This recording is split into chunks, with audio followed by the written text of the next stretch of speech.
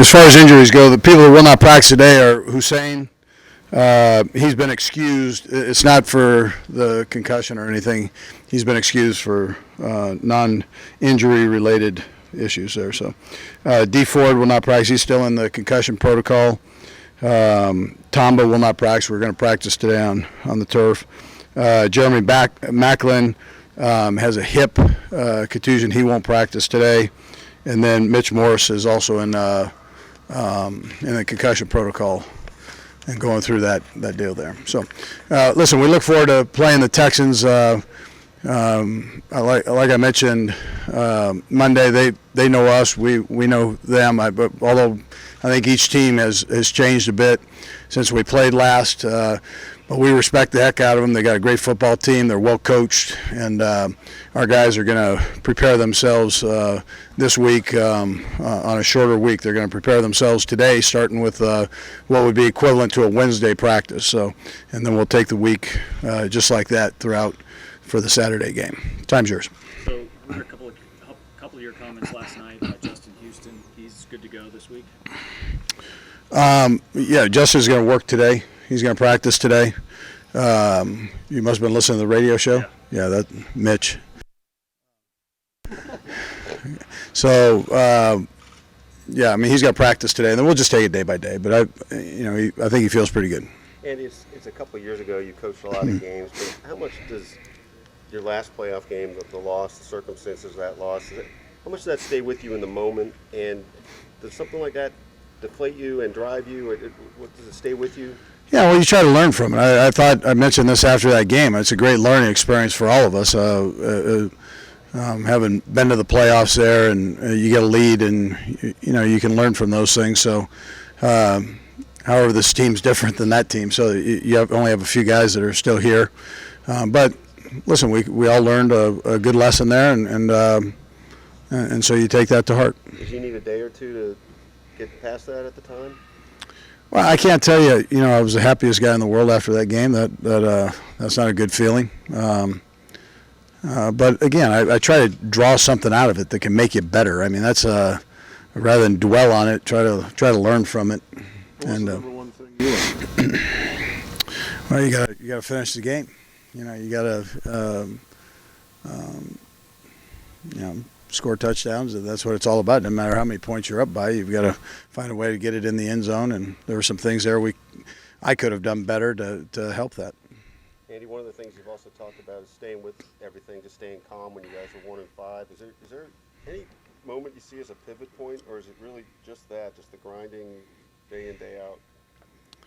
Yeah, I think that's the primary thing. You try to keep working hard and doing the things you do, and I felt like we were close. I mentioned before we had a lot of young guys who were playing. We had some guys who were injured that were coming back, and I felt like if everybody just kind of hung together that we'd be okay, and that's the way it turned out. So. Coach, how would you describe your leadership style from when you first started coaching to now? I had more hair back then. Definitely. Probably weighed a little bit more too, but I don't think much has changed. So I have more experience, I guess. I mean, that's the obvious, but I don't think much has changed. How much would you say has evolved based on the players adjusting to you or you adjusting to the players? Yeah, when you really get down to it, I think the players they're the same guys. I mean, it's they love doing what they're doing. I know they're paid, but they love doing what they're doing, and you have to do that. I mean, it's a tough sport, so and you appreciate that as a coach. So I tell you, that's probably about the same. I know I hear people say players have changed, technology's changed, but the guys they still love doing what they're doing. Coach, you've had a lot of success in the playoffs. You've been in the playoffs a lot. I know you don't go crazy changing a bunch of stuff to approach these games differently, but is there a different approach? You take it all? You change anything?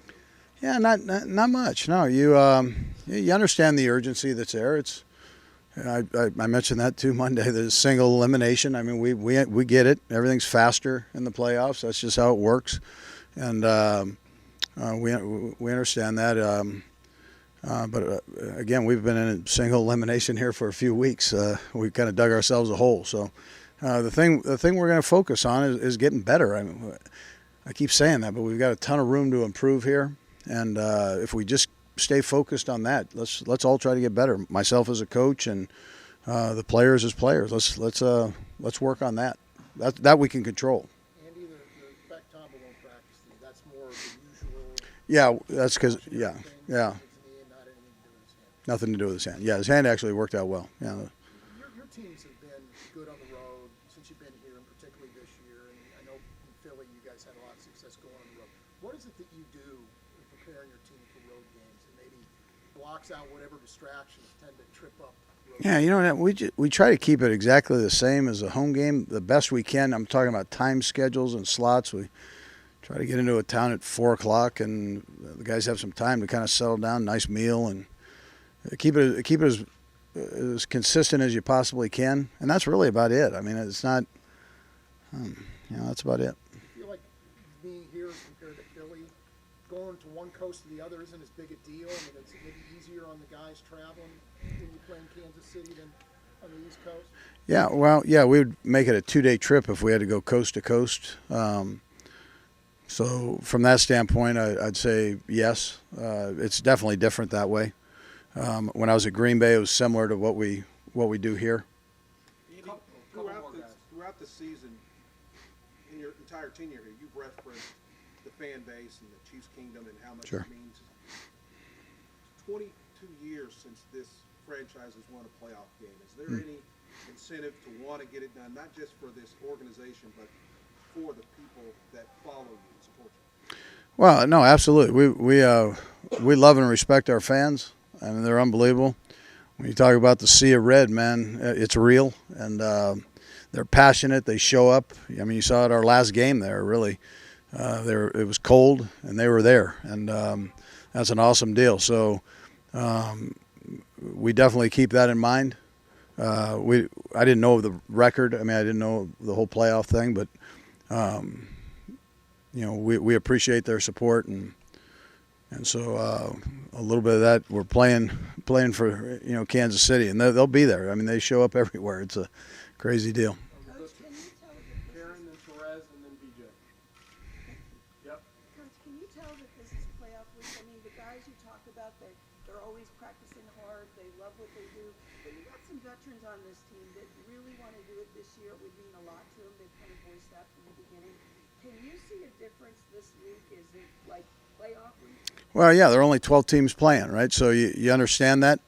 And it's a small fraternity, the National Football League. So you realize that there are a lot of people that don't have the opportunity that you have. You understand that you've got to prepare yourself. It's a good football team we're playing.